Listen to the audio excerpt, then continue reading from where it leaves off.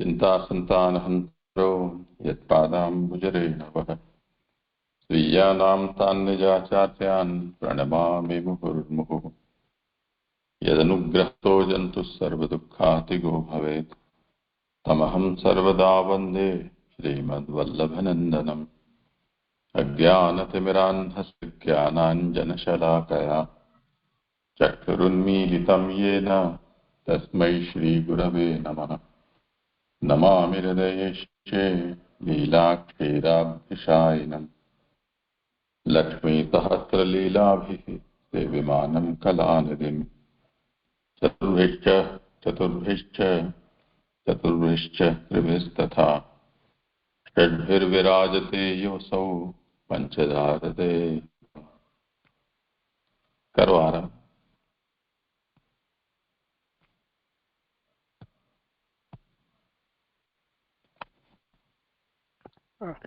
जी धनुट प्रणाम जी। आज मेरा क्रम है जी। आवाज आ रही है ना जी? जी। श्रीमद् भागवत जी के अंतर्गत प्रथम स्कंद अधिकार लीला के विषय में हम अब 8वें अध्याय का अध्ययन कर रहे हैं। जी थोड़ा लंबा समय हो चुका है, इसलिए अब तक हमने जो अध्ययन किया है उसे थोड़ा संक्षिप्त में अवगान करके जो आगे लेता हूँ। श्री महाप्रभु जी ने श्री भागवत के 7 अर्थ बताए हैं। उनमें शास्त्रार्थ, स्कंदार्थ, प्रकरणार्थ और अध्यायार्थ ये श्री भागवतार्थ में है, और वाक्यार्थ, पदार्थ और अक्षरार्थ ये श्री सुबोधिनी जी में हमें समझाए हैं। शास्त्रार्थ, श्रीमद् भागवत यह शास्त्र है, और श्री भागवत शास्त्र का अर्थ श्री महाप्रभु जी समझाते हैं कि आनंद रूप हरि की आनंद रूप लीला यह समग्र भागवत का सार तत्व है, और इसी बात को हमें सभी जगह देखना है। स्कंदार्थ, श्री भागवत भगवान का नामात्मक स्वरूप है, और भागवत के द्वादश स्कंद वह भगवान के श्री अंग है, इसलिए सभी कुछ भगवान का ही श्री अंग है। उसमें हम अब प्रथम स्कंद का अध्ययन कर रहे हैं, और प्रथम स्कंद को श्रोता वक्ता का अधिकार लीला कहा जाता है। अधिकार लीला के अंतर्गत श्रोता वक्ता के 2 प्रकार के भेद महाप्रभु जी हमें समझाते हैं। एक है स्थूल भेद और दूसरा है सूक्ष्म भेद। जो स्थूल भेद है उसमें एक साधारण अधिकार, असाधारण अधिकार और तीसरा निर्गुण अधिकार का निरूपक है। साधारण अधिकार का निरूपण 1 से लेकर 9 अध्याय में बताए गए हैं। असाधारण अधिकार का निरूपण 10 से लेकर 18 अध्याय में बताए हैं, और 19वां अध्याय निर्गुण अधिकार का निरूपक है।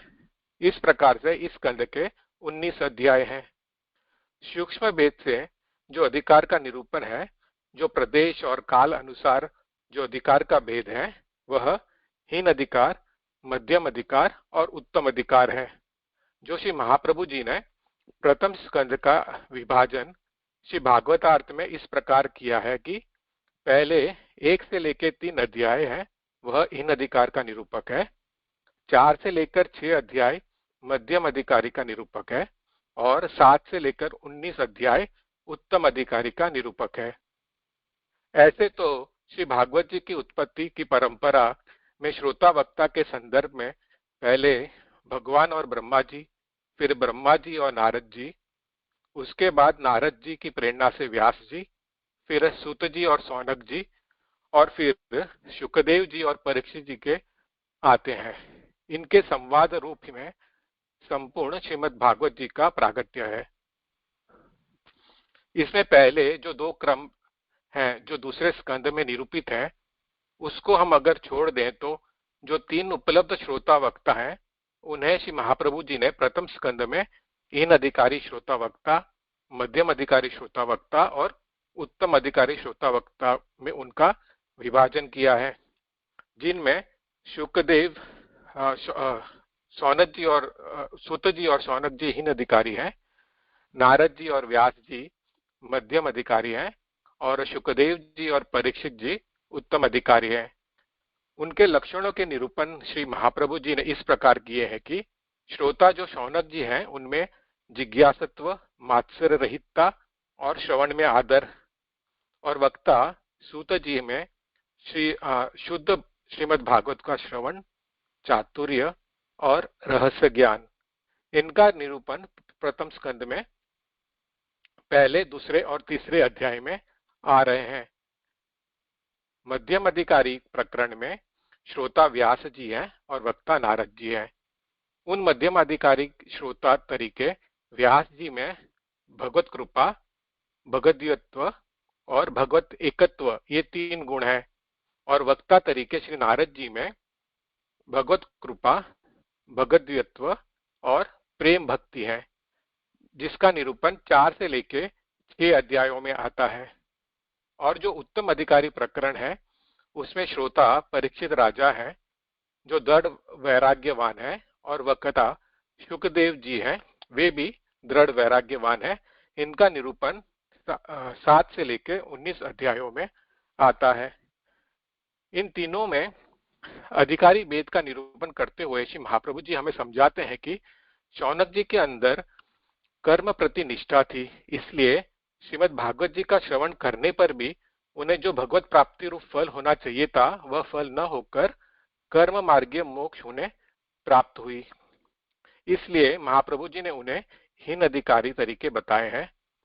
और जो यह सूत जी हैं, जो वक्ता है, वे पुराणी थे। पुरानी होने के कारण कथा करना उनकी वृत्ति थी, इसलिए वृत्तियर्थ तो उन्होंने कथा की थी। इसलिए उन्हें श्रीमद् भागवत जी का श्रवण और कथन का जो फल मिलना चाहिए था वह नहीं मिला, इसलिए महाप्रभु जी उन्हें हीन अधिकारी तरीके बताते हैं।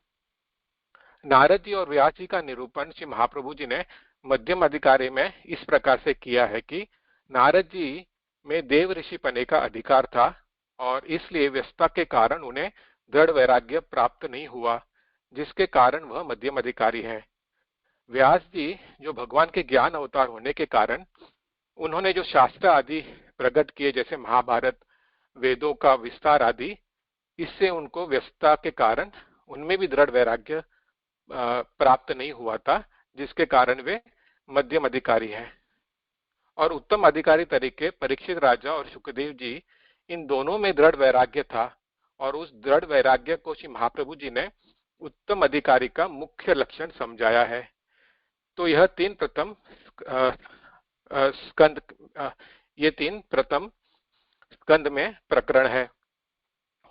अब अध्याय को देखें तो प्रथम अध्याय में श्रोता जो जिज्ञासु है और वक्ता जो भागवत को जानने वाला है, उनके लक्षणों का निरूपण प्रथम अध्याय में किया है, जहां पर सूत जी और शौनक जी का संवाद है, जहां शौनक जी प्रभु के स्वरूप के संबंध में 6 प्रश्न पूछते हैं, और 6 प्रश्नों का तात्पर्य है कि भगवान के ऐश्वर्य, वीर्य, यश, श्री, ज्ञान और वैराग्य, यह जो 6 गुण है उनके संबंधी 6 प्रश्न हैं, जिनमें 6 से लेकर 8 श्लोकों तक शौनक जी ने यह प्रश्न किए हैं, और 6 से लेकर 23 श्लोकों तक शौनक जी ने प्रथम अध्याय में यह प्रश्न किए हैं। और इन 6 प्रश्नों के फल संबंधी, ये जो प्रश्न है वे फल संबंधी, साधन संबंधी, कर्म या लीला संबंधी, प्रयोजन संबंधी, अवतार संबंधी और धर्म किसके शरण में गया, यह पूछा था। यह 6 प्रश्न शौनक जी ने प्रथम अध्याय में किए हैं, जिनसे उनकी जिज्ञासत्व सिद्ध होती है। इन 6 प्रश्नों का उत्तर सूत जी आगे के 2 अध्याय में देते हैं। वैसे तो यह पूरी भागवत जी है, ये उन 6 प्रश्नों के उत्तर के रूप में है, जिसका विभाजन श्री महाप्रभु जी समझाते हैं कि प्रथम और द्वितीय स्कंद ज्ञान निरूपक है, तृतीय और चतुर्थ स्कंद भगवान का वैराग्य गुण का निरूपक है, 5वां और 6ठा स्कंद स्थान पोषण लीला का निरूपक है, यह भगवान का वीर्य गुण को निरूपण करता है, और 7वां और 8वां जो स्कंद है उनमें प्रहलाद, मनु आदि के चरित्र द्वारा भगवान के ऐश्वर्य गुण का निरूपण किया गया है, और 9वें और 10वें स्कंद में यश गुण का निरूपण है, और 11 और 12 स्कंद में भगवान के श्री गुण का निरूपण किया गया है। यानी 6 प्रश्न द्वारा जो धर्मी रूप भगवान है, जो धर्म विषयक प्रश्न थे, उनमें संक्षिप्त रूप से दूसरे और तीसरे अध्याय में उसके उत्तर दिए गए हैं और संपूर्ण भागवत इन 6 प्रश्नों के उत्तर के रूप में है। और आगे दूसरे अध्याय में पहले जो 4 प्रश्न है उनका सूत जी ने उत्तर दिया, जिसमें जो धर्म संबंधी प्रश्न पूछा था उसके उत्तर में 5 प्रकार के यज्ञ वगैरह का निरूपण जो शास्त्र में है उसका निरूपण किया। ज्ञान संबंधी जो प्रश्न किया था शौनक जी ने, उनके उत्तर में वेदांत का निर्णय सूत जी उन्हें समझाते हैं। आगे के श्लोकों में भगवान के जन्म के कारण और उनका प्रयोजन समझाते हैं और अंत के श्लोकों में भगवान के लीला चरित्र का संक्षिप्त में निरूपण किया है। यानी इस दूसरे अध्याय में इन 4 प्रश्न का उत्तर संक्षिप्त में दिया है, जिसमें श्रोता जो शौनक जी है उनकी मात्सर्य रहितता और वक्ता जो सूत जी है उनका चातुर्य के गुण का निरूपक है। कि चातुर्य कैसे कि जैसे जैसे शौनक जी को जिज्ञासा होती थी वैसे वैसे सूत जी उत्तर देते थे, यानी कि जितना उत्तर देना चाहिए था उतना ही उन्होंने दिया। इन गुण का यह अध्याय निरूपण करता है। तीसरा जो अध्याय है उसमें 2 अंतिम प्रश्न थे कि भगवान के अवतार संबंधी और चरित्र संबंधी, उनका उत्तर दिया है। चरित्र संबंधी जो प्रश्न था उसका उत्तर पूर्व के अध्याय में यद्यपि दे दिया था, लेकिन उसका जो एक्सटेंशन या विस्तार इस तीसरे अध्याय में किया है। और भगवान के जो 2 प्रकार के अवतार हैं, क्रिया शक्ति और जो ज्ञान शक्ति युक्त अवतार है, उनका विभाजन द्वारा तीसरे अध्याय में निरूपण किया गया है, जिसमें श्रोता जो शौनक जी है उनका श्रवण में आदर और वक्ता जो सूत जी है उनका भागवत जी के रहस्य क्या ज्ञान का निरूपण इस तृतीय अध्याय में किया गया है। चौथे अध्याय से मध्यम अधिकारी का प्रकरण शुरू होता है, जहाँ पे व्यास जी श्रोता है और नारद जी वक्ता है, जहाँ पर श्रीमद् भागवत जी के उत्पत्ति का कारण और उसका संपूर्ण प्रकार निरूपित है। इस अध्याय में नारद जी व्यास जी को प्रेरणा देते हैं और नारद जी जो व्यास जी के आश्रम में पधारते हैं उसका निरूपण इस चौथे अध्याय में किया गया है। यहाँ पे व्यास जी के मन में जो असंतोष हुआ था उससे उनका जो भगवदीयत्व निरूपित होता है, क्योंकि अगर उनमें भगवान के प्रति भक्ति न होती तो उन्होंने जो कार्य किए थे उसके बाद भी उनके मन में जो भगवान के गुणगान नहीं किया तब तक असंतोष प्रकट नहीं होता। यानी कि उन्होंने इतने सारे जो शास्त्र रचे, जो महाभारत, जो वेदों का विस्तार आदि किया था, उसके बावजूद भी उनको यानी मन में संतुष्टि नहीं हुई थी, क्योंकि उन्होंने प्रभु का गुणगान नहीं किया था। इससे उनका ये जो भगवदीयत्व जो गुण है वो सिद्ध होता है। और नारद जी जो है उनको प्रेरणा करके उनमें ये भगवदीयत्व जो था उसको वे उजागर करते हैं। तो जो व्यास जी का गुण है उसे चौथे अध्याय में उसका निरूपण किया गया है। 5वें अध्याय में व्यास जी है वह अपनी चिंता नारद जी के सामने प्रकट करते हैं और नारद जी को अपना वृत्तांत जो एक्सपीरियंस है वो उन्हें कहते हैं कि मैंने इतने सारे कार्य किए, लेकिन जो मन में जो संतोष होना चाहिए था वो उस प्रकार से नहीं हुआ। तब नारद जी उनकी प्रशंसा भी करते कि आपने इतने सारे जो कार्य किए हैं जैसे महाभारत आदि की रचना वगैरह, फिर भी आपने भगवान के गुणगान नहीं किए, इसलिए आपके मन में असंतुष्टि है।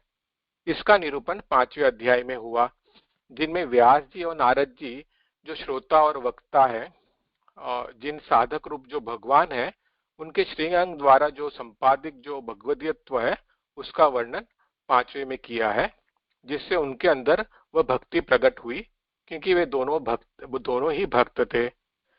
और 6ठे अध्याय के अंदर नारद जी ने जो साधन किए थे भगवत प्राप्ति के लिए, उनका निरूपण नारद जी स्वयं यह 6ठे अध्याय में करते हैं।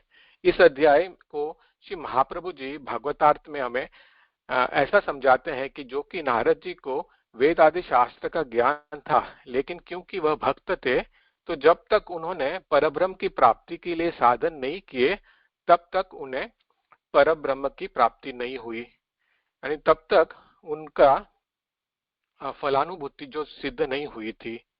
यानी कि उनको शब्द ब्रह्म का साक्षात्कार तो था लेकिन परब्रह्म का साक्षात्कार नहीं था, इसलिए उन्होंने साधन किए और छठे अध्याय के अंत में उनको उस प्रकार का अधिकार सिद्ध हुआ और भगवान की भक्ति उन्हें प्राप्त हुई। यह निरूपण छठे अध्याय में है, जिसमें अधिकार लीला के प्रमाणतया इन दोनों के लक्षण देखे तो नारद जी और व्यास जी में भगवत कृपा और भगवद्गीता उसका निरूपण इस अध्याय में हुआ है, जिसके कारण उन्हें भगवत प्राप्ति हुई। सातवें अध्याय से उत्तम अधिकारी का प्रकरण शुरू होता है, जिसमें परीक्षित राजा श्रोता है और शुकदेव जी वक्ता है। इस अध्याय में अश्वत्थामा के बाण से रक्षा का निरूपण किया गया है।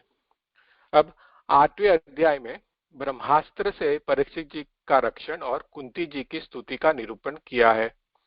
चौथे अध्याय में शौनक जी ने जो 4 प्रश्न जो पूछे थे, एक भागवत संबंधी, दूसरा भागवत के रचना के संबंधी, तीसरा उनके वक्ता के संबंधी और चौथा श्रवण के संबंधी, उनमें परीक्षित जी के जन्म, कर्म, मरण तक अन्न त्याग और प्राण त्याग संबंधी जो चौथा प्रश्न था, उसमें परीक्षित जी का जन्म बहुत ही आश्चर्यकारक होने के कारण यहाँ पर निरूपण किया गया है। इस अध्याय में 4 विषय कहे गए हैं। एक, ब्रह्मास्त्र से होता हुआ दाह, दूसरा परीक्षित जी का रक्षण, तीसरा भगवान के अद्भुत कर्मों की कुंती द्वारा स्तुति और चौथा भगवान के अद्भुत कर्म।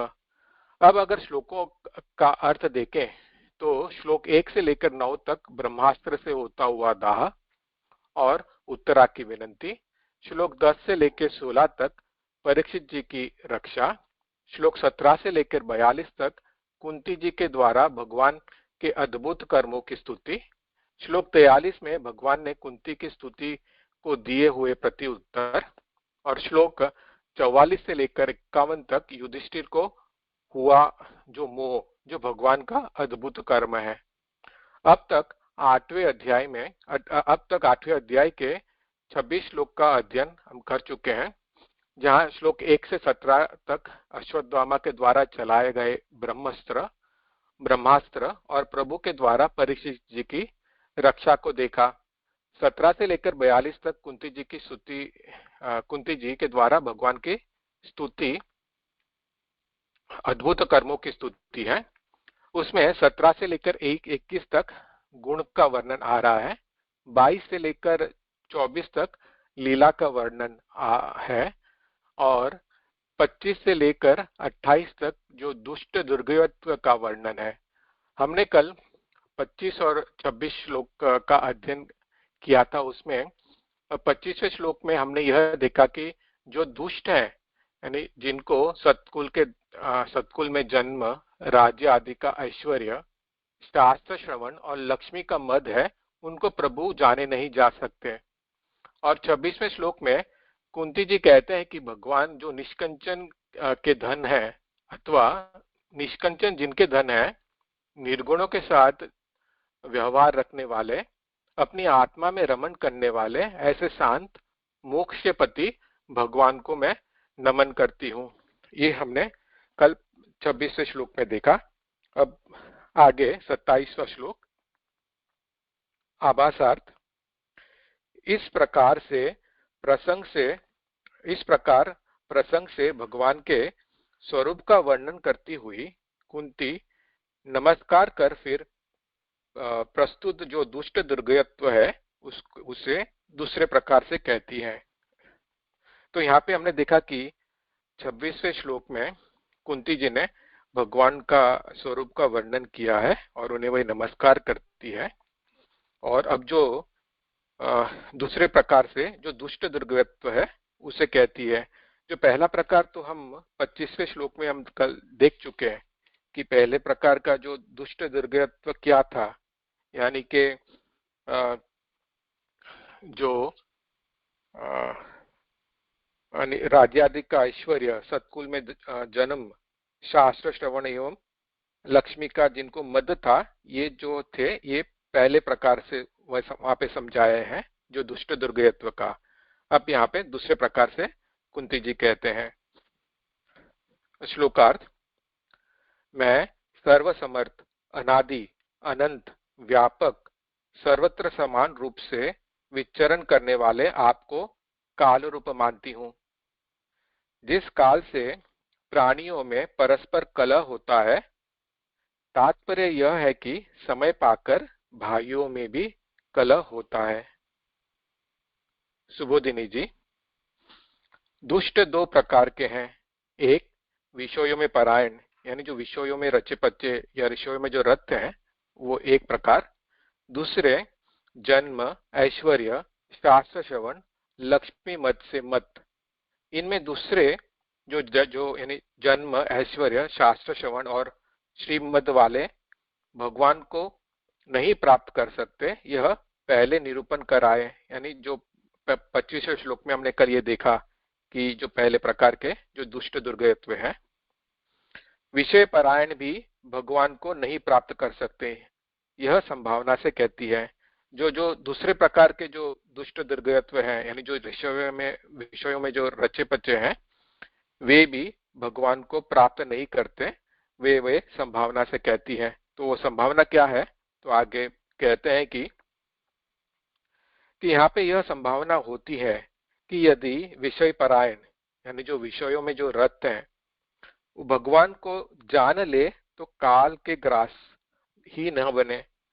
तो यहाँ पे समझाते हैं कि जो संभावना करते हैं कि जो विषयों में जो रचे पचे हैं, अगर वे भगवान को जान लेते हैं तो वे काल के ग्रास नहीं बनते, क्योंकि भगवान ही काल रूप है।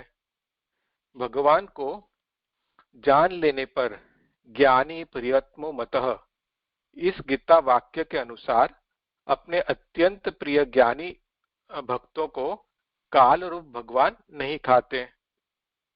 तात्पर्य यह है कि विषयी परायण यदि भगवान को जान ले तो वह ज्ञानी प्रियत्म मतः के अनुसार अत्यंत प्रिय हो जाएंगे, तो काल रूप भगवान उन्हें नहीं खाएंगे, क्योंकि अत्यंत प्रिय को कोई नष्ट नहीं करना चाहता। तो यहाँ पे ये संभावना करते हैं कि जो दूसरे प्रकार के जो दुष्ट हैं, जो विषयों में जो रचे पचे हैं, अगर वे भगवान को जान लेते हैं तो वे ज्ञानी भक्त के समान हो जाएंगे।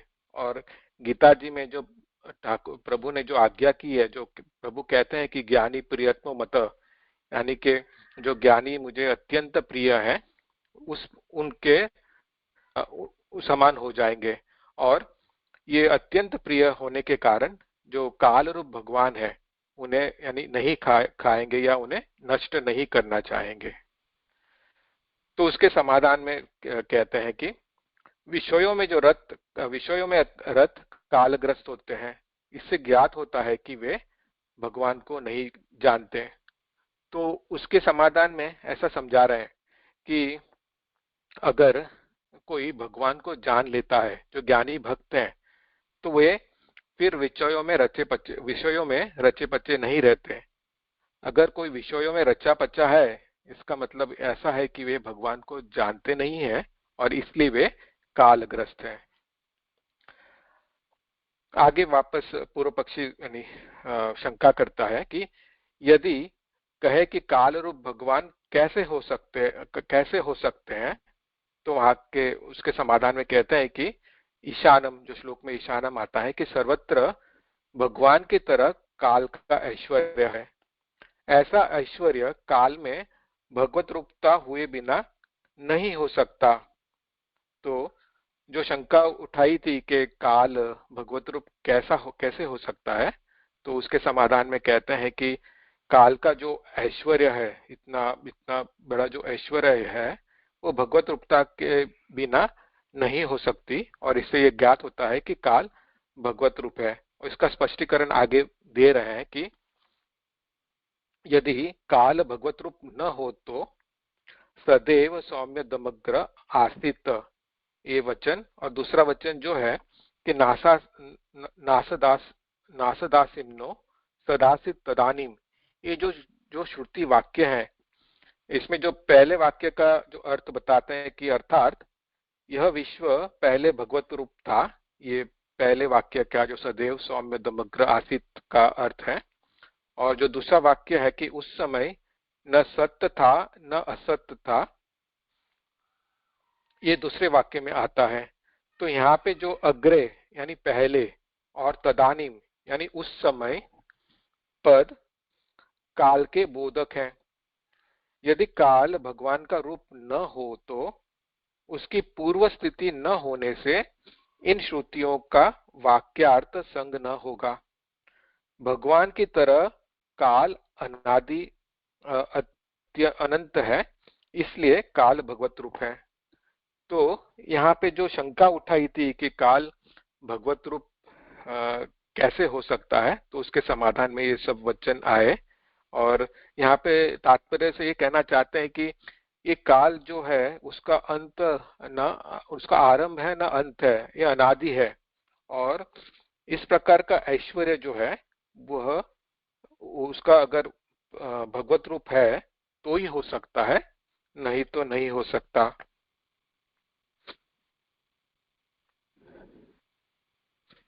कालवशी शीतोष्ण आदि समय आते हैं।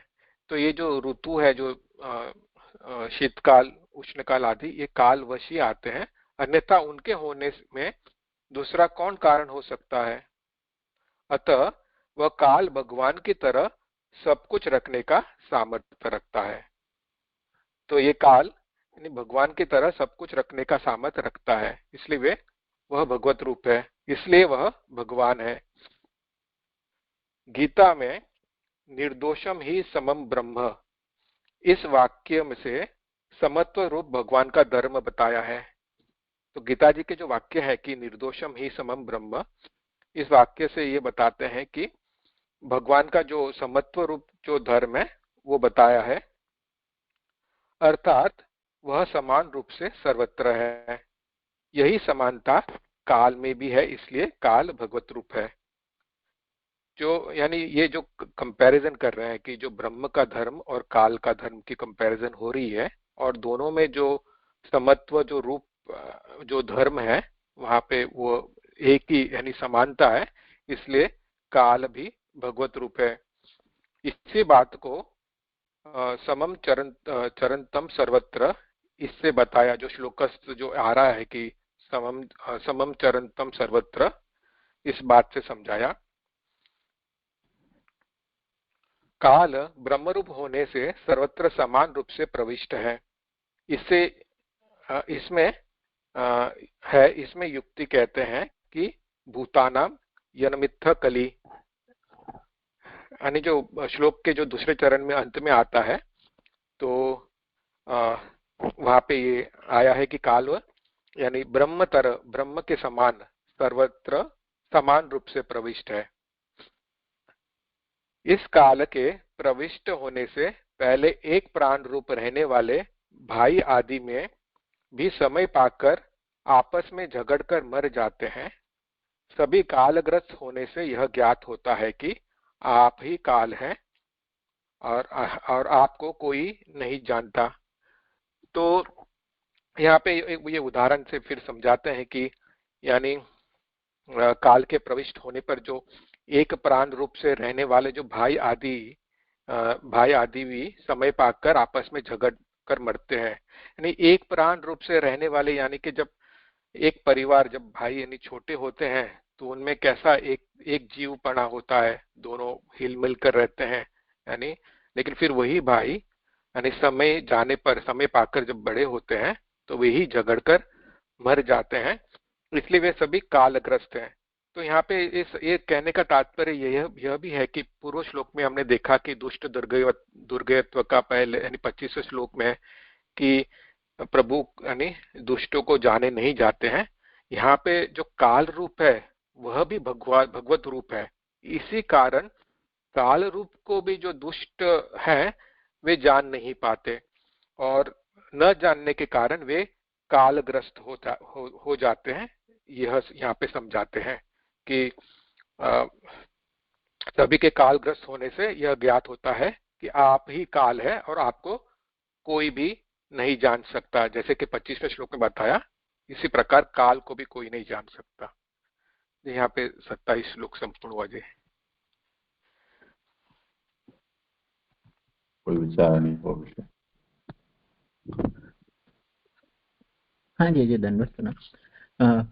मुझे एक दो शंका थी। ये पहले मतलब 338 पेज पे दूसरी तीसरी लाइन आई, उसमें ऐसा आया कि जो विषय में रस जो है विषय पारायण, उनके लिए एक संभावना रखी कि वो अगर भगवान को जान ले तो काल रूप भगवान उन्हें नहीं खाएंगे, मतलब वो ज्ञानी के समान हो जाएंगे। और जो यहाँ कंक्लूजन आया उसमें ऐसा आया कि सभी कालग्रस्त होने से यह ज्ञात होता है कि आपको कोई नहीं जान सकता। तो मतलब ये श्लोक को हम दुष्ट दुर्गेयत्व के रूप में जाने, या विषयी जो भक्त है उसके लिए ये पॉसिबिलिटी है कि वो भगवान को जान सकता है? यहाँ पे मेरे समझ में ऐसा आया है कि यानी ये दुष्ट दुर्गयत्व के ही बारे में समझा रहे हैं कि जो दूसरे प्रकार से है कि यहाँ पे जो विषयों में जो रत है, तो यहाँ पे यानी पहले एक संभावना रखी कि जो दुष्ट दुर्गयत्व जो दुष्ट है, अगर वे भगवान को जान लेते हैं तो वे गालग्रस्त नहीं हो पाते।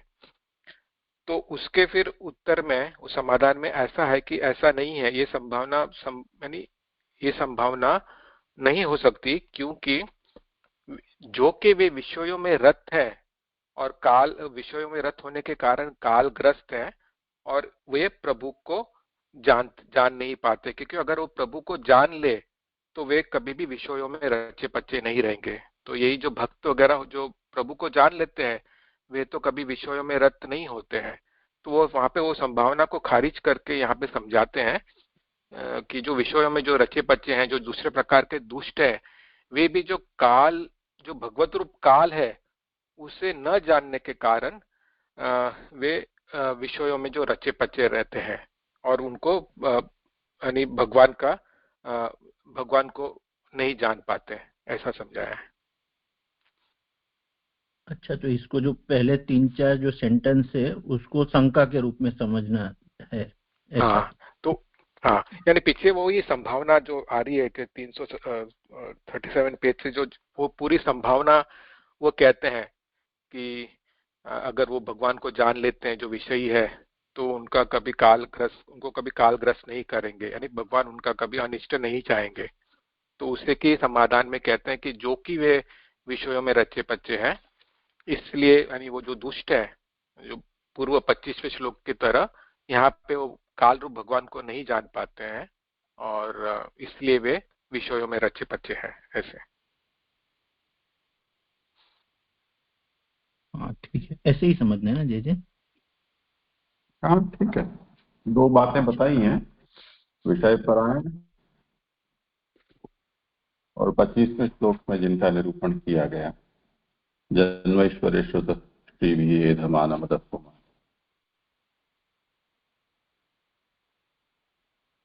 तो उनका निरूपण करने के बाद अब इस श्लोक में उनकी जो दुष्ट दुर्गेयता है वो किन की है? तो प्रकृतम दुष्ट दुर्गेयत्वम प्रकारांतरेण। 2627 में व्यक्ति वही का वो है, पर प्रकारांतर से उसका दुष्ट दुर्गेयता बता रहे हैं। इससे पहले ये कहा कि भगवान जो अकिंचन है उनके धन है, जो प्राकृत हैं उनमें भगवान की गति नहीं होती है, परंतु जो निवृत्त गुण वाले हैं उनमें भगवान की वृत्ति होती है। ऐसे भगवान है वो आत्माराम है, शांत है और मोक्षपति हैं। तो इससे जो भी विपरीत गुण वाले हैं उनसे वो सेव्य नहीं होते, ऐसा निरूपण किया। अब इसी में फिर से एक प्रकारांतर से भगवान की दुष्ट एकता बता रहे हैं। तो काल को, काल रूप भगवान को लेकर उसका निरूपण किया गया।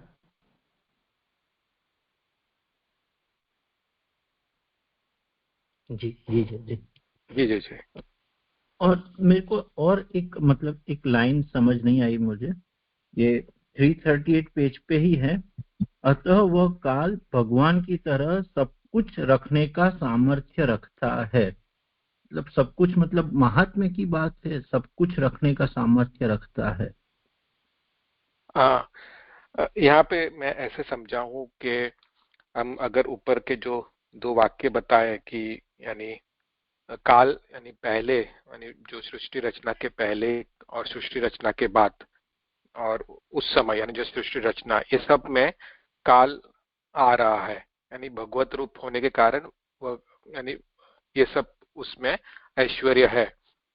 तो हम अगर देखेंगे ये जो सृष्टि की रचना वगैरह हो रही है, एक काल के अंतर्गत ही तो हो रही है, यानी काल में ही सब कुछ आ रहा है। तो जीवन मृत्यु वगैरह वगैरह जो हो रहे हैं ये काल में ही हो रहे हैं, इसलिए वे भगवान की तरह सब कुछ रखने का सामर्थ्य, इस सृष्टि की रचना वगैरह यानी काल में ही हो रही है, तो ये सब कुछ रखने का कारण। और आगे नीचे भी समझाते हैं कि वे वो समत्व रूप का जो बताया कि समान से सब में काल प्रविष्ट है, किसी के लिए ज्यादा कम ऐसा नहीं है, एक समान रूप ही ब्रह्म की तरह काल सब में प्रविष्ट हुआ है। तो ये इससे मैं वो ये समझाऊं कि सब कुछ रखने का, भगवान की तरह सब कुछ रखने का सामर्थ्य रखता है। ये आगे अनुवाद में थोड़ा कठिन अनुवाद कर दिया होने से थोड़ी समस्या आ रही है। मूल में इसके लिए शब्द है सर्वभवन समर्थत्वात् कालो भगवान। इसमें विभूम ऐसा कहा है, तो काल के लिए यहाँ विभू पद का प्रयोग है। विभू का मतलब सर्वभवन समर्थ।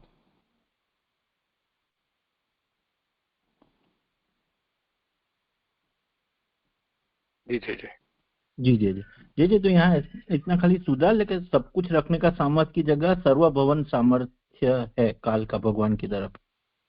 हाँ, वह काल भगवान की तरह सर्वभवन समर्थ है। हाँ हाँ जी जी, प्रणाम जी जी। जी यहाँ पे एक ठीक।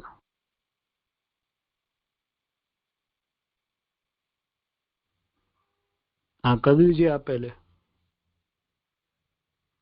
हाँ जी धन्यवाद। यहाँ जो आखिरी में आया कि इस काल के प्रविष्ट होने से पहले एक प्राण के रूप में रहने वाले भाई आदि भी समय पाकर आपस में झगड़कर मर जाते। सभी के कालग्रस्त होने से ज्ञात होता है कि आप ही काल है, आपको कोई भी नहीं जानता। मेरा प्रश्न ये था कि यहाँ जो कुंती जी, क्योंकि ये पूरा महाभारत होने के पश्चात ये बात से प्रभावित होके शायद ये कह रही हूँ कि भाई ये सभी मर गए। तो मेरा प्रश्न ये था कि ये सब कुछ होने के बाद कुंती जी को ये ज्ञान हो रहा है, अथवा पहले से पूर्व में भगवत स्वरूप को जानती थी, अथवा ठाकुर जी को ऐसी लीला करनी थी इस कारण से उनकी बुद्धि ऐसी की। बाद में तो स्तुति कर रही है। ये प्रश्न था मेरा। करो समाधान।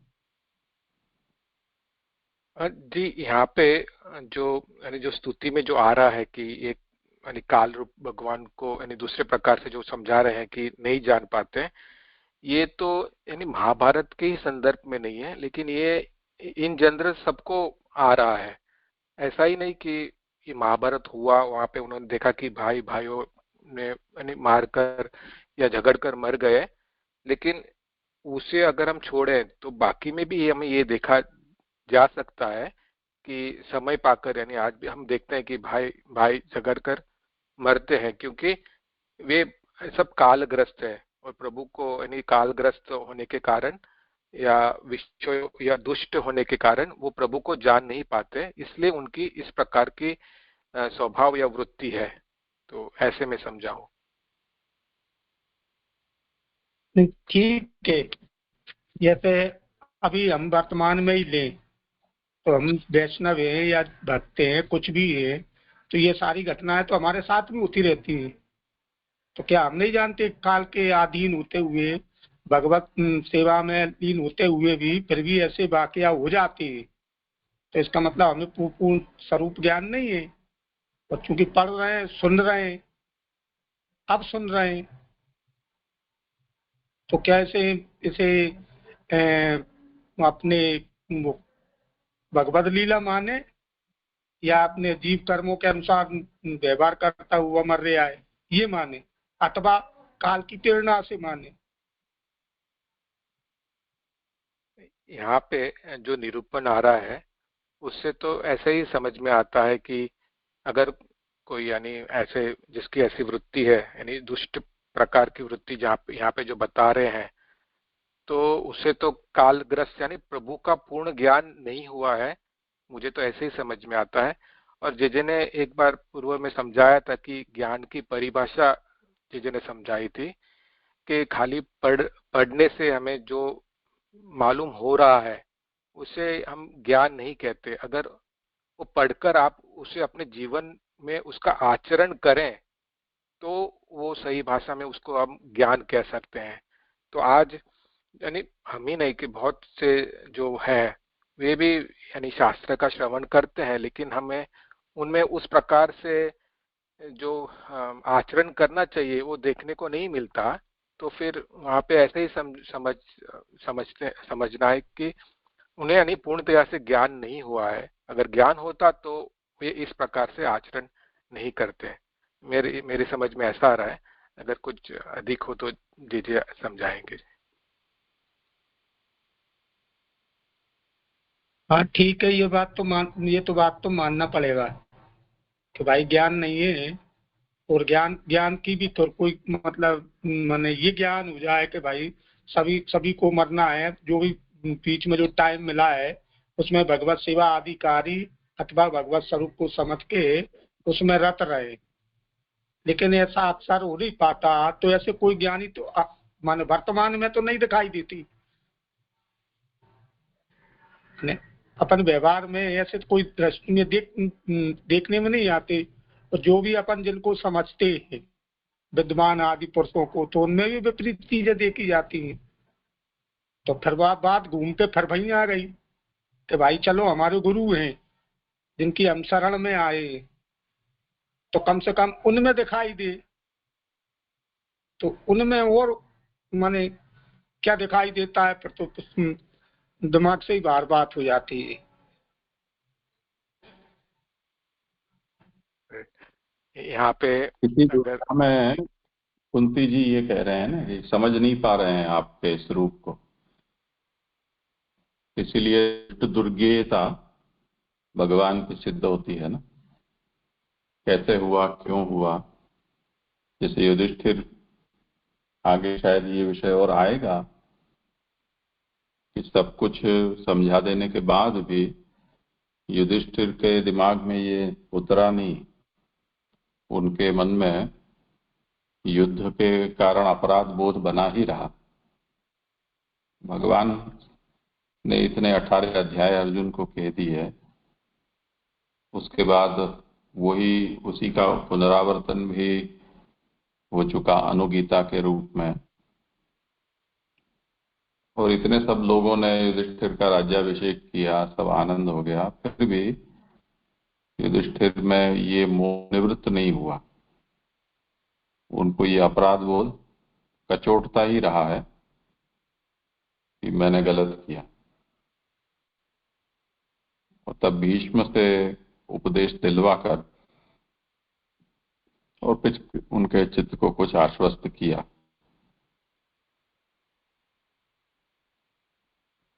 तो सर्वम काल प्रथम मन्ये, ऐसा युधिष्ठिर का भी ऐसा ही मत था। साक्षात प्रभु विराज रहे हैं, फिर भी काल के ऊपर ही सब वो डाल रहे हैं। तो दुष्ट दुर्गेयता कई प्रकार से होती है। यही बात तो कुंती कह रहे हैं, वो सिद्ध हुई ना। जिनके भीतर 25वें श्लोक में कहे गए कोई दुर्गुण नहीं है, और जो श्रेष्ठ जन है, तो श्रेष्ठ होते हुए, प्रभु के शरणागत होते हुए, भक्त होते हुए, साक्षात्कार भगवान का सिद्ध होते हुए भी भगवान को नहीं जान पा रहे हैं, उनकी इच्छा को नहीं जान पा रहे हैं। इसलिए एक स्थान पर आचार्य शरणों ने ये यहां तक कह दिया है कि भगवान खुद खुद के सामर्थ्य को नहीं जानते, तो दूसरे कहां से जान पाए। तो आप जो प्रश्न कर रहे हो उससे कुंती जी जो कह रहे हैं कि भगवान दुष्ट दुर्गेय हैं, वो सिद्ध ही होता है।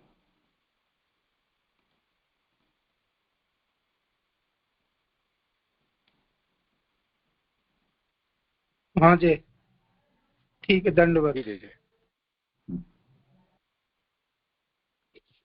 जी यहाँ पे एक क्वेश्चन ये था कि यहाँ पे जो बात आई वो विषय से जो ग्रसित विषय परायण है उसकी बात की, और फिर वो लोग काल से ग्रसित हो जाते हैं वो बात की, जो दुष्ट दुर्गेयत्व में आता है।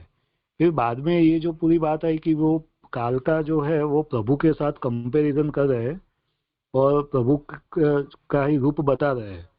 तो ये जो बता रहे हैं, तो वो बात से वो क्या कहना चाह रहे हैं वो थोड़ा समझ में नहीं आ रहा है कि भाई काल का ऐसा है तो उसमें ग्रसित हो जाते हैं ऐसा। तो ये तो यानी दुष्ट दुर्गेयत्व यहाँ पे कैसे आ रहा है, वो काल का कंपैरिजन कहने से वो क्या कहना चाह रहे हैं वो जरा स्पष्ट करना था। इस श्लोक में, हाँ जी जी जी, हाँ, इस श्लोक में यानी कुंती जी प्रभु को यानी ये काल रूप कहती है। तो अभी पूर्व में तो यानी प्रभु के यानी 25वें श्लोक में और 26वें श्लोक में हमने देखा कि जो यानी प्रभु जो दुष्ट दुर्गत्व है, यानी जो जिनको मद है, ऐसे प्रभु को नहीं जान पाते हैं। और आगे यानी भक्त यानी कैसे होते हैं उसका निरूपण हुआ। अभी आगे वे यानी कहते हैं कि आप काल रूप है। तो ये आप काल रूप कैसे हैं, तो उसको समझाने के लिए ये सब आ रहे हैं कि जैसे आप दुष्ट को नहीं जान पाते, ऐसे काल जो है उनको भी ये जो दुष्ट है वो नहीं जान पाते हैं। तो ये कंपैरिजन के साथ यानी यहाँ पे प्रभु को काल रूप कह के उनकी दुष्ट दुर्गत कैसे हो रहा है, ये इस श्लोक में समझा रहे हैं। तो यानी जो काल है वो तो क्योंकि भगवत रूप है तो सब उससे ग्रसित हो ही जाते हैं, यानी उससे निकलने का या तो उससे बाहर जाने का कोई रास्ता नहीं है, वो ऐसे ऐसा दिखा रहे हैं। हाँ, यानी जो दुष्ट है वे ग्रसित हो जाते हैं। यानी काल जो भगवत रूप है उसको 25वें श्लोक में जैसे समझाया, यहाँ पे भी जो दुष्ट है वो काल को नहीं जान पाते हैं, और यानी फिर वो काल से ग्रसित हो पा रहे हैं, हो जाते हैं, ऐसे समझा रहे हैं कि कंपैरिजन यहाँ पे कर रहे हैं। यानी हम ऐसे समझ सकते हैं कि जो काल है क्योंकि वो भी भगवत रूप है, भगवत जैसा ही ऐश्वर्य वाला है, तो अगर आप प्रभु का सामर्थ्य है वो ही जो है वो आपको काल से ग्रसित होने से वो अटका सकता है, या तो वो ही एक उपाय है और कोई उपाय नहीं है, वो ऐसे ऐसा ले सकते हैं वो हाँ, सेंस में। यानी जो हाँ, यानी जो 25वें श्लोक में जैसे समझाया ना कि जिनमें उन प्रकार के ऐसे जो गुण है, यानी जो निष्किंचन है, अथवा यानी प्रभु जो मोक्ष के पति हैं, और जो गुण गिनाए हैं अगर ऐसे हैं तो वो काल को ग्रसित नहीं हो पाते हैं। वो यानी कुछ अंश तक आगे के श्लोक में आएगा कि प्रभु को जान पाते हैं, पूरी तरह से नहीं, लेकिन जो प्रभु को नहीं जान पाते हैं वे तो कालग्रस्त होते ही हैं ऐसे। अगर आगे जी अगर कुछ है तो हाँ जी जी। ऐसा ही लेना ना जी। ठीक है। जी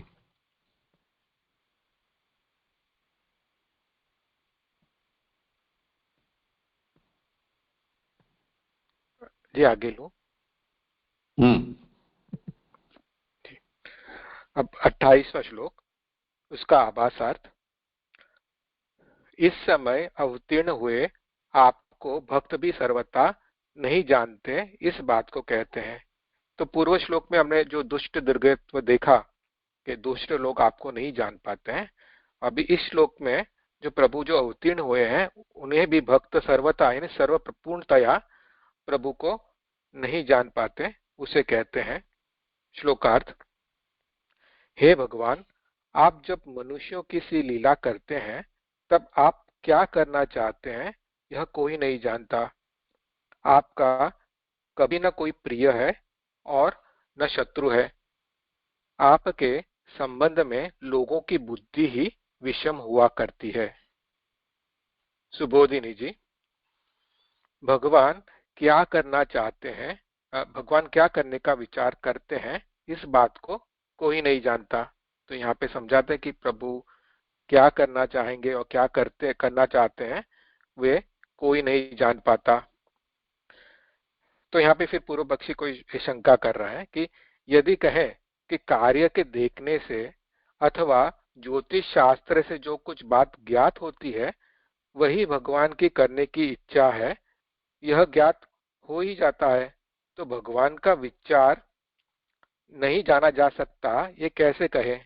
तो यहाँ पे पूर्व पक्षी शंका करता है कि प्रभु के जो कार्य को देखने से, जैसे कि कौरव का वध या पांडव की रक्षा या भूमि भार हरण, इस प्रकार के जो कार्य है, और यदि हम ऐसा कहें कि प्रभु क्या करना चाहेंगे, तो उस कार्य में अगर हम देखें कि जब कौरव और पांडवों का युद्ध होने वाला था तब प्रभु पांडवों के पक्ष में थे, और ये सब जानते हैं कि प्रभु जिस पक्ष में होते हैं उसी पक्ष की विजय होगी।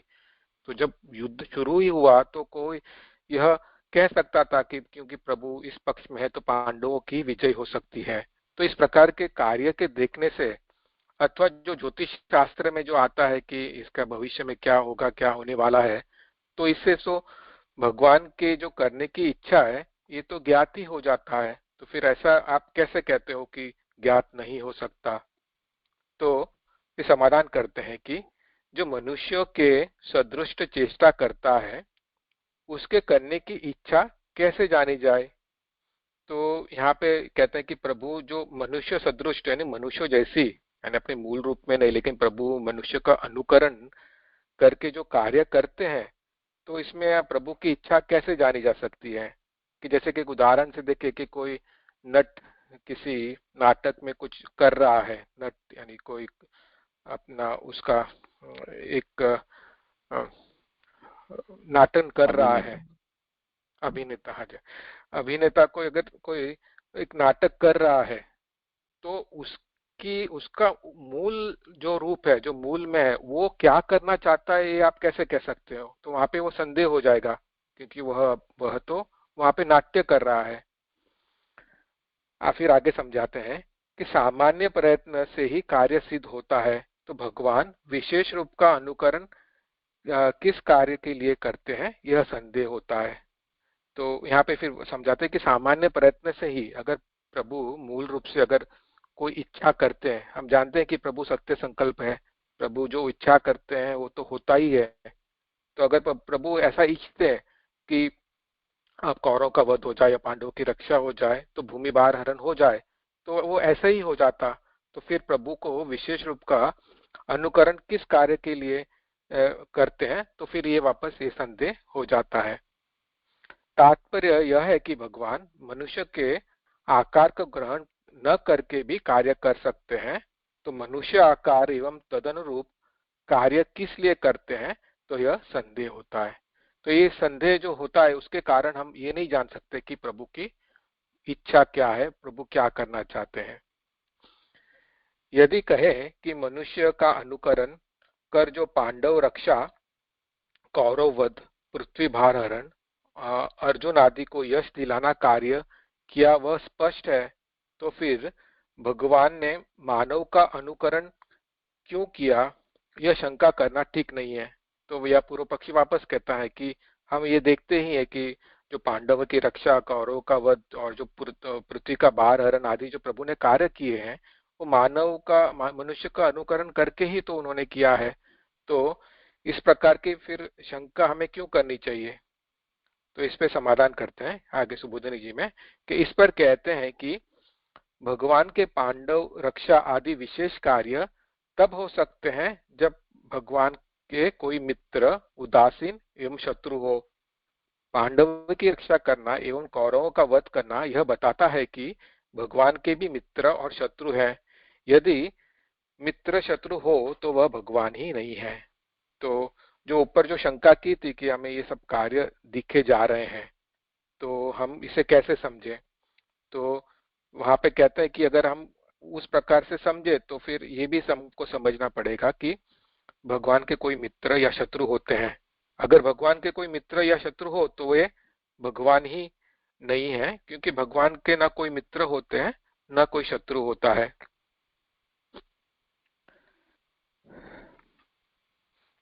कोई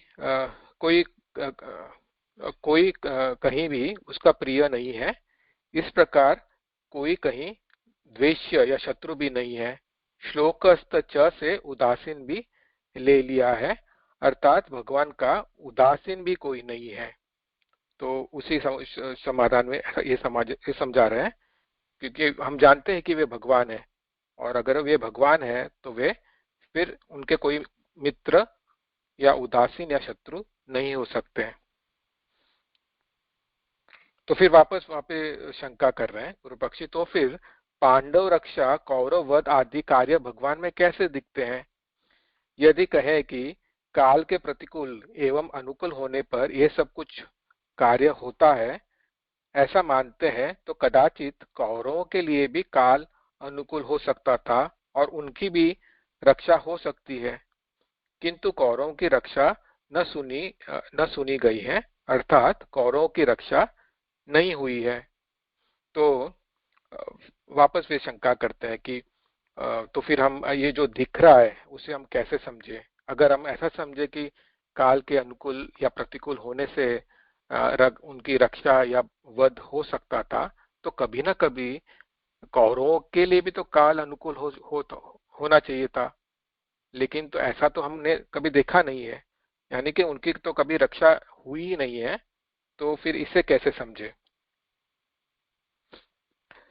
तो वहां पे समझा रहे हैं कि जिस भगवान में पांडव आदि की यह विषम बुद्धि हुई है कि भगवान हमारे मित्र हैं और कौरवों के शत्रु है, अर्थात यह हमारा मित्र है और यह हमारा शत्रु है, ऐसा मानते हैं। तो ये समझा रहे कि वहां पे ये सब यानी ये विषम बुद्धि के कारण हमें ये दिखाई दे रहा है कि प्रभु किसी के मित्र है, या पांडव को लगता है कि प्रभु हमारे मित्र है और कौरव के शत्रु है, ये उनके विषम बुद्धि द्वारा लगता है। तो यहाँ पे मैंने थोड़ा यानी जो विचार किया था कि जो यहाँ पे जो तात्पर्य जो समझाना चाहते हैं कि प्रभु किस कार्य के वश यहाँ पे भूमि का प्रभु का अवतरण हुआ है। हम गीता जी में हम वो श्लोक में आता है कि यदा यदा ही धर्मस्य में प्रभु कहना चाहते हैं कि मैं कब जन्म लेता हूँ, और मेरे यानी वहाँ पे प्रभु के थोड़े कार्य बताए हैं। और वो कार्य करते समय यानी इंसिडेंटली कोई प्रभु का मित्र हो जाता है, या कोई प्रभु का शत्रु, यानी जब भूमि भार का हरण करना है तो प्रभु जिस पक्ष में लड़ते हैं तो उनको ऐसा लगता है कि ये हमारे मित्र हैं, और जो विरुद्ध पक्ष है उनको ऐसा लगता है कि ये हमारे शत्रु हैं। लेकिन वास्तव में तो प्रभु वो कार्य के लिए पधारे हैं। ये जो मित्र और शत्रु जो दिख रहे हैं ये वास्तव में उनके यानी विषम बुद्धि के कारण है, ना कि प्रभु के लिए कोई यानी मित्र या शत्रु है। तो वहां पे फिर आगे उदाहरण से समझाते हैं कि कलश आदि वस्तु के यानी कलश आदि जो दूसरे वस्तु के घर में ले जाते हुए दिखने पर वह घड़ा आदि शकुन रूप माना जाता है, किंतु शकुन रूप में माने जाने वाले घड़े आदि एवं शकुन रूप में नहीं माने जाने वाले घड़े के स्वरूप में कोई भिन्नता नहीं होती। तो यहाँ पे कलश आदि या कलुष आदि यानी जो शगुन के जो भी वस्तुएं हैं उसे अगर कोई घर में ले जाता है तो उनको ऐसा लगता है कि ये शकुन हुआ, अर्थात यह घड़े के टूट जाने पर या किसी और वस्तु की यानी होने पर उन्हें ऐसा लगता है कि ये अपशकुन हुआ। लेकिन अगर हम वास्तविक में उस कलश या घड़े की या आदि जो वस्तुओं का मूल रूप देखें तो उसमें इस प्रकार की जो शकुन या अपशकुन का गुण धर्म तो नहीं होता है। ये जो यानी मानव वो उसे उस प्रकार, जो मनुष्य उस पे उस प्रकार मानता है, लेकिन उसके वास्तविक स्वरूप में ये कोई भिन्नता नहीं होती है। इसी प्रकार ब्रह्म के स्वरूप में शत्रु मित्र उदासीनता आदि भिन्नता नहीं हो सकती। तो इसी प्रकार कि ब्रह्म के स्वरूप में समझा रहे कि वहां पे भी उनमें भी यानी शत्रु मित्र या उदासीनता आदि की भिन्नता नहीं होती।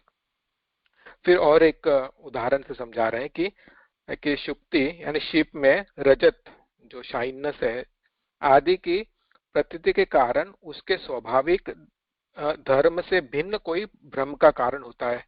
क्योंकि अगर हम शिप को देखें दूर से तो हमें चांदी सी प्रतीति आती है, लेकिन ये उसका स्वाभाविक धर्म नहीं है, ये किसी भ्रम के कारण हमें शिप जो है चांदी जैसा दिखता है। फिर आगे समझाते हैं कि यदि उसी का स्वाभाविक धर्म भ्रम का कारण हो तो सभी को भ्रम होना चाहिए। तो वहां पे समझाते हैं कि अगर शिव का जो शुक्ति है उसी का अगर ये स्वाभाविक धर्म हो तो एक को नहीं लेकिन सबको ही उसमें वो चांदी सी प्रतीति होनी चाहिए, लेकिन ऐसा होता नहीं है। तात्पर्य यह है कि शुक्तिका में जो रजत भ्रम होता है वह अपने में रहे भय किसी विशेष दोष का कारण होता है, कि हमारे दोष के कारण उसमें हमें इस प्रकार की भ्रमणा होती है। इसी संदर्भ में जब तत्वादि निबंध के अंतर्गत शास्त्रार्थ और सर्वनिर्णय प्रकरण कर रहे थे तब जीजी ने एक उदाहरण दिया था कि यानी जब हम किसी गुण दोष का आरोपण के संबंध में एक जीजी ने उदाहरण दिया था, वो भी मुझे लगे कि यहाँ पे यानी बैठ रहा है कि जैसे कि किसी हम व्यंजन को ले लें, एक ही व्यंजन होता है, उसमें किसी को एकदम अति रुचि होती है, किसी को उसमें उसकी घृणा होती है और कोई तो उसके प्रति उदासीन होता है कि आप दे दो ना दे दो मुझे चलेगा। व्यंजन तो एक ही है, लेकिन ये जो अलग अलग जो प्रतीति हो रही है, यानी किसी को रुचना, किसी को घृणा होना, किसी को उदासीनता, ये उसके स्वभाव या दोष के कारण उस व्यंजन में उसकी प्रतीति होती है। वास्तविक में तो उसमें इस प्रकार के गुण दोष नहीं होते हैं। अगर यहाँ पे वही समझाते हैं कि अगर वो गुण दोष होते, अगर एक व्यंजन में उसका गुण ऐसा होता कि वो रुचने वाला गुण होता तो सभी को रुचना चाहिए, लेकिन ऐसा हम नहीं देखते। तो ये जो व्यंजन में जो आरोपण हो रहा है कि यानी अच्छा लगना या घृणा होना, ये खुद के स्वभाव या भ्रम के कारण उसमें इस प्रकार का हम गुण दोष करते हैं। तो इसी प्रकार अपने में जो रहे रागादि दोषों से ही आप भगवान में मित्र, शत्रु या उदासीनता की प्रतीति होती है। आप में ऐसा कोई धर्म नहीं है कि जो मित्र, शत्रु या उदासीन की प्रतीति करावे। यदि यहाँ यह कहा जाए कि जैसे भावना मानव करता है, उसकी भगवान का अनुसरण कर भगवान अपने में उस धर्म को रखते हैं जिससे भगवान सर्व भावित की तरह हो जाते हैं, अर्थात भगवान मानव की भावना के अनुसार प्रतीत होने लगते हैं। अर्थात मनुष्य जैसी भावना करता है भगवान को वैसा बनना पड़ता है। तो यहाँ पे वापस पूर्व पक्षी यह शंका करता है कि यदि हम तो ये सब हम ऊपर देख के आए कि ये सब नहीं है, तो फिर क्या ऐसा माने कि जो मनुष्य जिस प्रकार की भावना करता है उसी प्रकार प्रभु उन्हें प्रतीत होते हैं या प्रभु उस प्रकार से अनुसरण करते हैं। तो वहां पे समझाते हैं कि फिर आगे समझाते हैं कि यदि किसी ने भगवान में मित्र की भावना की तो भगवान मित्र होंगे और शत्रु की भावना करने पर भगवान शत्रु होंगे। तो यह कैसे कहते हैं कि भगवान शत्रु मित्र उदासीन नहीं बनते हैं? तो इसी पर यानी कि जो जिस प्रकार की भावना करे प्रभु उस प्रकार से करते हैं, तो फिर ऐसा कैसे कह सकते हैं कि फिर प्रभु शत्रु मित्र या उदासीन नहीं बनते? तो इस पर कहते हैं कि ऐसा नहीं है। इसी बात को श्लोकस्थ च से कहा है। तात्पर्य यह है कि जैसे भगवान में मित्रत्व न होते हुए भी उसकी प्रतीति होती है, उसी प्रकार भावनानुसारी धर्म भगवान में है, यह भी भ्रांति है। तो यहाँ पे उसका समाधान, जो भावना अनुसारी धर्म के विषय में उसका समाधान करते हैं कि जैसे पूर्व में हमने देखा कि शत्रु मित्रता के संदर्भ में कि वे भ्रांति है, कि प्रभु में इस प्रकार के धर्म नहीं है, वो भ्रांति के कारण ही होता है। तो इसी प्रकार हमने जो भावनानुसारी धर्म में भी ऐसा ही समझना है कि भगवान में इस प्रकार के धर्म नहीं है, लेकिन ये भ्रांति ही है। जी यहाँ पे 28वां श्लोक संपूर्ण हुआ। जी मेरा एक प्रश्न था जी। हाँ जी, ये ऊपर तो ये सब समझ में आया कि जो मित्र शत्रुत्व वगैरह, ये मेरा प्रश्न जी ये जो भावना अनुसारी है ना, उसमें थोड़ा मुझे एक प्रश्न हुआ था कि यहाँ पे तो महाप्रभु जी ने जो जैसे समझाया वो तो समझ में आया, लेकिन जी जो गीता जी में जो प्रभु जो आज्ञा करते हैं कि जो जैसे मुझे भजता है मैं उसे वैसे भजता हूँ, तो उसकी जगह संगति यहाँ पे कैसे करें? क्योंकि यहाँ पे तो महाप्रभु जी यहाँ पे स्पष्ट समझा रहे हैं कि जो भावनानुसारी हम जो धर्म है वे भगवान में नहीं है, और गीता जी में जो वहाँ पे ऐसा आ रहा है कि यानी प्रभु आज्ञा करते हैं कि जो जैसे मुझे भजे मैं उसे वैसे भजता हूँ। और जो हम कई उदाहरण में हम देखते हैं कि भगवान यानी भक्त का पक्ष करते हैं, तो फिर ये इसकी संगति जो कैसे करें? जी ये मेरा भी यही प्रश्न है कि वो हम तो ऐसे देखते हैं कि प्रभु जो है वो भावना से भावित होते हैं और उसी तरीके से वो डल जाते हैं और ऐसे ही व्यवहार भी करते हैं। तो ये भ्रांति की बात है, तो वो तो कंफ्यूजन हो गया। फिर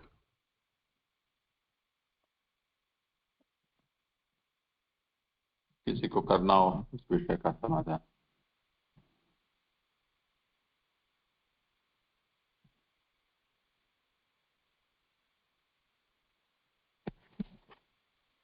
प्रणाम जय। मतलब मेरा प्रश्न तो था यही, बट भागवत में जो यद्यद् और गाय विभावन्ति वाला श्लोक है ना, उसके संदर्भ में था। बट मैंने थोड़ा ये सोच के रखा था, पता नहीं सही गलत आप आज्ञा करें, बट कि यहाँ पर जो बात है भजन की या भावना की, वो भक्ति या अलौकिक गुण या अलौकिक रूप के संदर्भ में है, और ये जो बात यहाँ पर आ रही है शत्रु मित्र, तो वो लौकिक धर्म का कोई अगर भगवान में आरोपण करता है तो वो भ्रांति है कि भगवान में लौकिक कोई ऐसा धर्म नहीं है। ऐसा मैंने सोचा था, किंतु श्योर नहीं था, इसलिए पता नहीं ये सही गलत आप आगे करें। नहीं, यहाँ पे वो भावना अनुसारी धर्म है वो तो स्पष्ट लिखा ना, तो इसमें तो सब आ जाएगा। हाँ, यहाँ तो ऐसा स्पष्ट मतलब स्पेसिफिक नहीं कहा कि लौकिक अलौकिक कुछ, बट वो थोड़ा कंफ्यूजन तो है ही।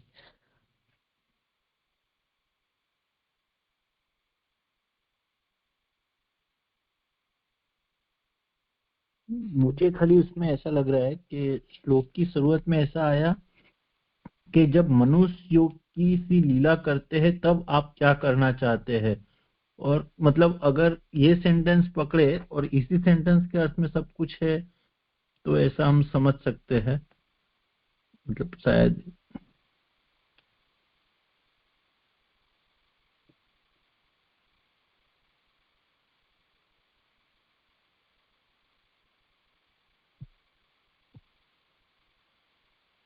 मुझे भी यहाँ ऐसे ही लग रहा है। यहाँ जो भगवान जो अनुसरण कर रहे हैं तो वो बात को लेकर रह रहे हैं कि जो मूल जो भगवान के अनुसरण में अभी अर्जुन और वहां पे भगवान के मित्र और सखा भाव वो रखे समझे, तो वो मनुष्य रूप से वो सखा भाव की बात आ रही है वहां पे, या शत्रु की बात आ रही है और कुछ उदासीन की बात आ रही है। तो ये मित्रत्व और वो भ्रांति है, क्योंकि यहाँ जो पूरी बात आ रही है वो भगवान के मनुष्य रूप के अनुसरण की बात आ रही है। तो वो रूप में जो कुंती जी को भी भगवान का वो स्वरूप दिखाई दे रहा है, तो वहां पे अर्जुन या मित्र या उदासीन की बात करे वो भ्रांति रूप है, ऐसा समझ रहे हैं। जो आप अपनी अनवतार काल में जो भावना से प्रभु प्रभावित होते हैं, वो बात यहाँ पे से अवतार काल के संबंधी ये बात है, वैसे लग रहा है। लेकिन अवतार काल में भी तो हम ये देखते हैं ना कि प्रभु यानी प्रभु में जिसने जिस प्रकार का भाव रखा था, प्रभु ने उनको उस प्रकार से दर्शन भी दिए हैं। काम भयात वगैरह उस श्लोक में हम देखते हैं कि जिन्हों जब यानी प्रभु मथुरा पधारे थे और जिन्होंने जिस प्रकार से प्रभु में जिनका भाव था, उसी प्रकार को उनको प्रभु के दर्शन भी हुए थे। तो फिर यानी अवतार काल में भी ऐसा हुआ है, तो फिर ये कैसे समझे?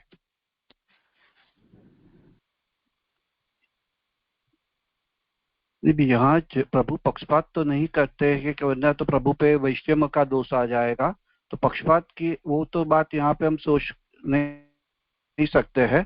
यही बात सोच सकते हैं कि वो जो प्रभु ने जो काल में पांडवों या कौरवों की समक्ष जो मित्रता का ये जो हम सोच रहे हैं, प्रभु के लिए प्रभु ही सब कुछ बने हैं, तो उसके लिए तो पांडव क्या कौरव भी क्या है, क्योंकि वो गांधारी जी ने जब श्राप दिया तभी वहाँ वही बात आ रहा है कि प्रभु ही सब कुछ बने, जो मरे हैं वो भी प्रभु है और मारने वाले भी प्रभु है। तो यहाँ पे मित्रता क्या अर्जुन के मित्र है या उसके पक्षपात उसके दुश्मन है, वो भ्रांति रूप है। वो कुछ संदर्भ आ रहा है, ऐसे लग रहा है।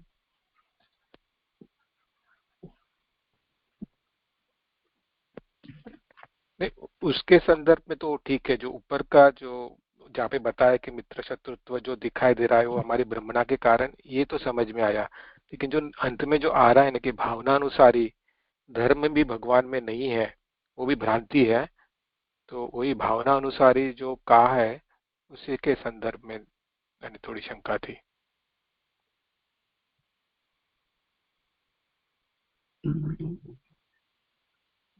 एक्चुअली ये दोनों बात में ऊपर में भी एक बात तो आई रही, क्योंकि गीता जी में भी पीछे तो कहा है कि जो ज्ञानी भक्त है वो मुझे प्रिय है, और जो भक्त है उसके लिए प्रभु के जो पक्षपात है तो वो तो दिखाई पड़ता है, वो प्रभु उसके अधीन होते हैं। तो वो जो बात है तो वो बात तो आ ही रही है कि भाई हम ऊपर ऐसा बोल रहे हैं कि भाई उसमें कोई मित्र या शत्रु या ऐसा नहीं होता, लेकिन प्रभु ये जो पक्षपात है तो वो तो देखते ही है, वो तो कर ही रहे हैं। तो ऊपर भी ये थोड़ा वो स्पष्ट करना था, और नीचे जो भावना अनुसार धर्म है उसमें भी वो कंफ्यूजन था। तो ये दोनों बात वैसे स्पष्ट करनी।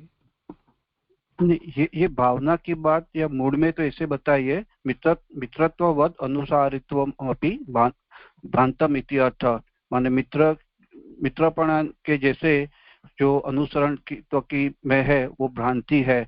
वहाँ भावना अनुसारी की बात तो मूड में तो नहीं आई हुई है। पीछे जे आगे अनुवाद में भावना की बात आई हुई, वो रेफरेंस।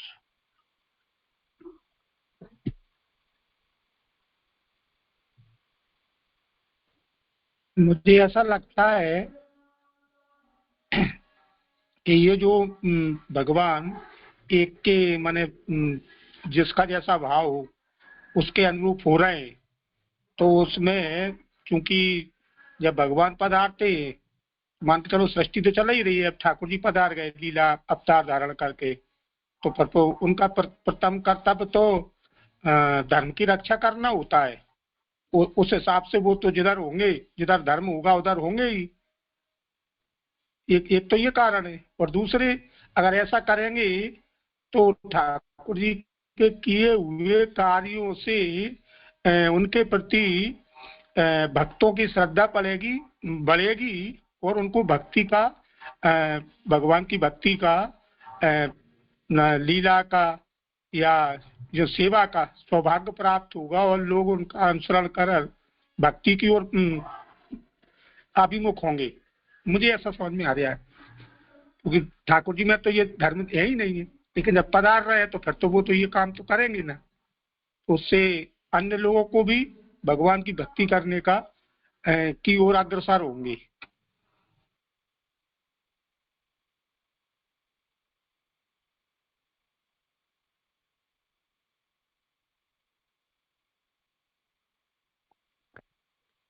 जी जी जी, कैसे समझे इसे जी? हाँ, सोच ले।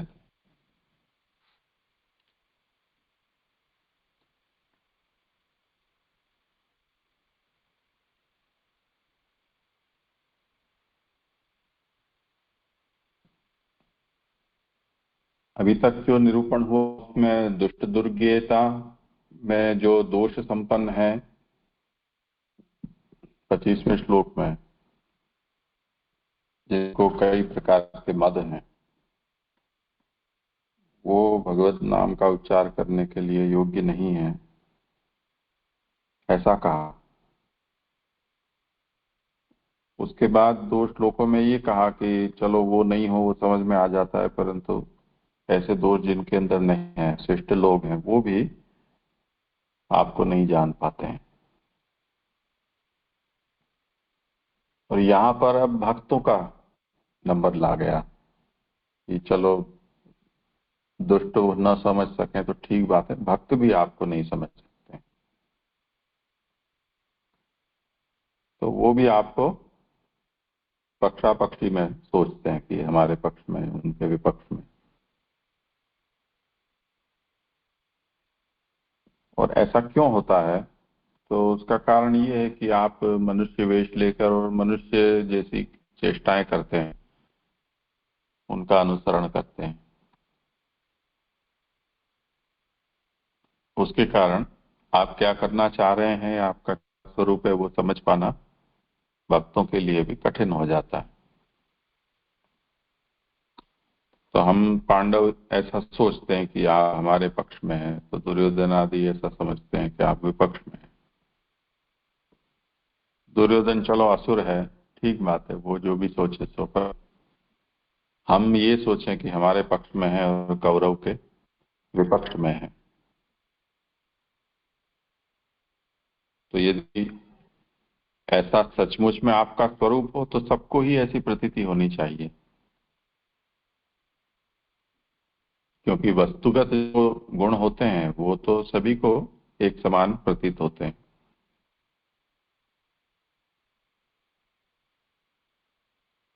उसके लिए कुंती जी ये कह रहे हैं कि ऐसा तो नहीं है कि आप किसी के पक्ष में हो, किसी के विपक्ष में हो, ऐसा नहीं संभव है। फिर भी आपके अंदर ऐसा प्रतीत हो रहा है, उसका कारण हमारे मन के दोष हैं, वो ही हम आप में दिख रहे हैं।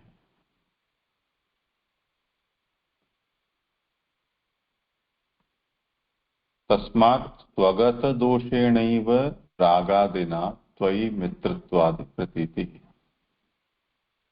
स्वगत दोष का मतलब जो देखने वाला है भगवान को, वो यदि राग द्वेष युक्त है तो वो भगवान में भी राग द्वेष वाले हैं, ऐसा देखेगा।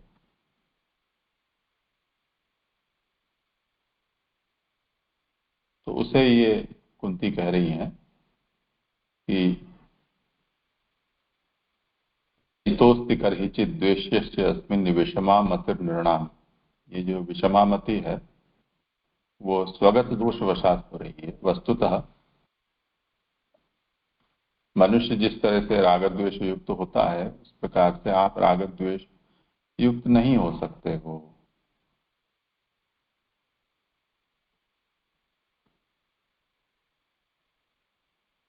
तो हमें जो आप मित्रताया प्रतीत हो रहे हो वो भी हमारी भ्रांत मति है।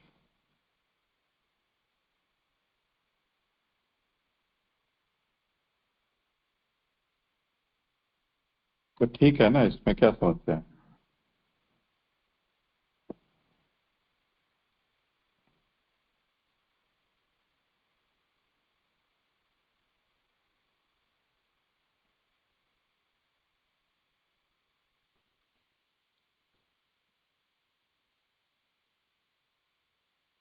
नहीं यहाँ जी जी जी जी, यहाँ पे जो फिर ये भावना अनुसारी जो कहा है, उसे भी फिर ऐसे ही हम समझे कि राग द्वेष के कारण कि अंत में जी वो फिर भावना के पक्ष में भी कहते हैं कि वे भी वह भी भ्रांति ही है।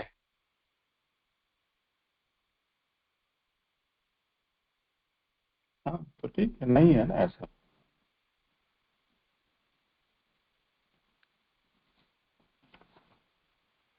जी जी जी। तो फिर जे वो जो प्रभु जो भावना के अनुसार जो व्यवहार करते हैं या तो ऐसे बन जाते हैं, तो उसको अलग से लेना, वो वो कोई अलग बात है, ऐसा ऐसा समझे।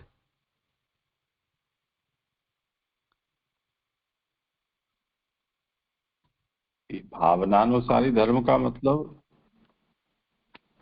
भगवान को जो शत्रु, जो हम जैसे मनुष्य जिनके अंदर शत्रु मित्र की दृष्टि है, ऐसे लोग जो भगवान को देखते हैं, तो वो देखने वाले के भावना के अनुसार धर्म भगवान में भी हैं, ऐसा मान लेते हैं, तो वो भ्रांति है, ऐसा कहना चाह रहे हैं।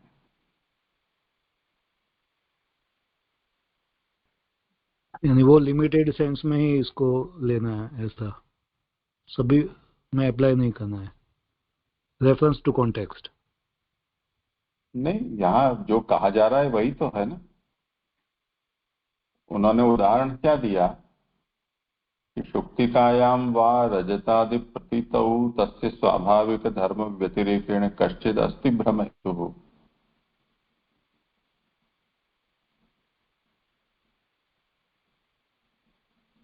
सुक्ति में चांदी की भ्रांति प्रतीति होती है। वो जो भ्रांति इसलिए कहा जाता है कि सुक्ति का जो स्वाभाविक धर्म है उसका देखने वाले ज्ञान नहीं है, तो वो उसे केवल चमक को ही का ही उसे ज्ञान है, जिसके कारण वो उसे सीप न समझकर चांदी समझ रहा है। यदि वो चमक उसका स्वाभाविक धर्म होती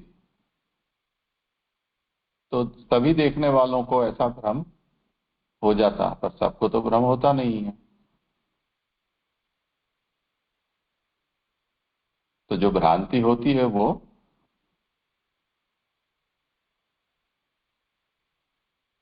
देखने वाले के चक्षु और बुद्धिगत जो दोष हैं उसके कारण ही उसको भ्रांति होती है ना। तो उस बात को कहते हैं कि तस्मात् स्वगत दोषेण इव रागादिना त्वयि मित्रत्वादि प्रतीति। देखने वाला रागद्वेष वाला है, इसलिए भगवान को देखते भी उसको ऐसा ही लगता है कि भगवान रागी हैं या द्वेषी हैं, पर वस्तुतः न तो त्वयि तादृशो धर्म कश्चित अस्ति। आप में वस्तुतः ऐसा कोई स्वाभाविक धर्म नहीं है, राग द्वेष आदि। कहते हैं कि नहीं है, आप कहते हो ठीक बात है, पर तदनुसरणम धर्मो भगवती अस्ति यतः सर्वभावित एव भवति। भगवान में भले ही ऐसा धर्म न हो, परंतु ऐसे राग द्वेष आदि का अनुसरण तो भगवान करते दिखलाई दे रहे हैं।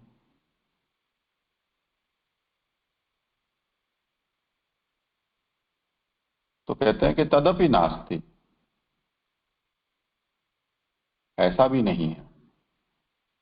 तो मित्रत्ववद अनुसारित्वमपि भ्रांतम इत्यर्थ। किसी के मित्र होने का भगवान अनुसरण कर रहे हैं, अगर ऐसा किसी को लग रहा है तो वो भी भ्रांत है।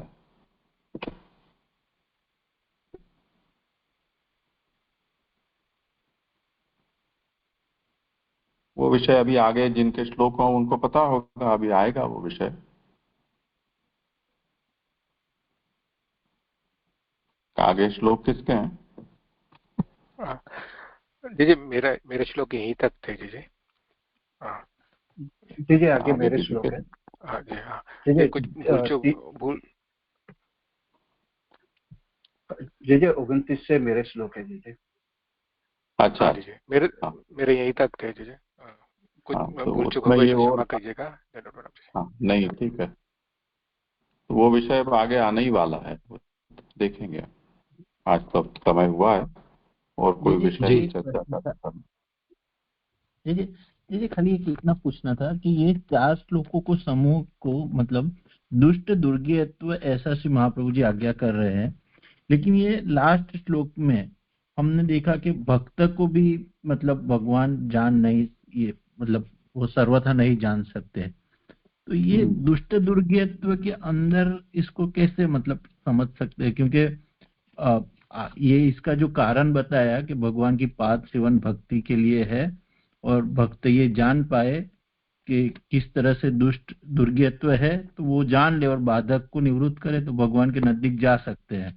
लेकिन यहाँ तो भक्त को भी मतलब एकदम बाई कर दिया, मतलब उनके लिए भी प्रभु सर्वथा नहीं जाने जा सकते।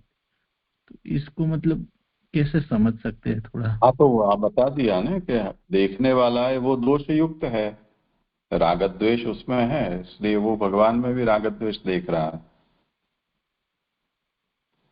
तो भक्त हो तो क्या हो?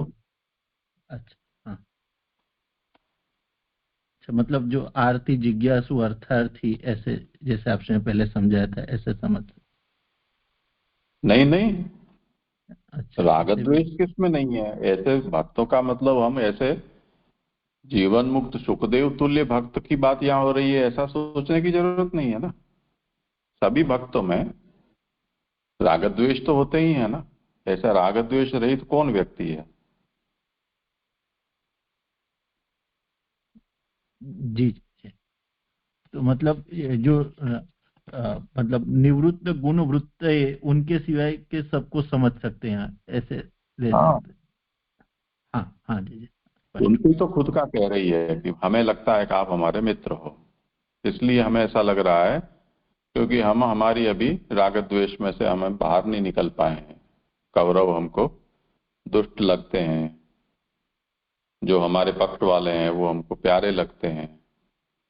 तो जब हम अपना पराया देख रहे हैं और उसमें आप भी बीच में पधार गए हो और आप हमारे पक्ष में आ गए, तो आप ऐसा लगता है कि आप हमारे हो। यदि आप हमारे अनुकूल नहीं बरतते होते तो हम आपको भी शत्रु मान लेते। तो ये हमारे जो दोष हैं, पराया देखना, अच्छा बुरा देखना, उसका आरोपण हम आपके चरित्र के ऊपर भी कर रहे हैं। तो आप जो करते हो उसमें भी हम ये देखते हैं कि ये अच्छा किया, ये बुरा किया, पर वो वस्तुतः आप में ऐसा नहीं है, हमारी भ्रांति है ये ऐसा देखना। हाँ हाँ जी जी, स्पष्ट हुआ। प्रणाम जी। जैसे यहाँ जीवा स्वभाव तो दुष्टा वाला प्रेफरेंस ले सकते हैं, जीव स्वभाव से दोषी है इसलिए उसकी वो भ्रांति होती है। हाँ, वो दोष है, वो अलग अलग संदर्भ में है। पहले वाले थे वो अलग प्रकार का दोष था, स्वभाव दोष। शिष्टों में है वो अलग प्रकार का है, भक्तों में है वो अलग प्रकार का है। जी जी जी, क्लियर।